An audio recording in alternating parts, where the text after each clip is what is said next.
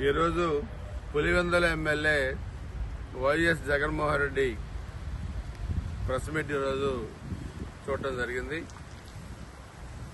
గురువింద గింజ సామెతగా తన నలుపుతారు తను ఎరగదన్నట్లుగా 1924 మధ్య చేసిన అరాచకాలు, హత్యలు, దమనకాండలు,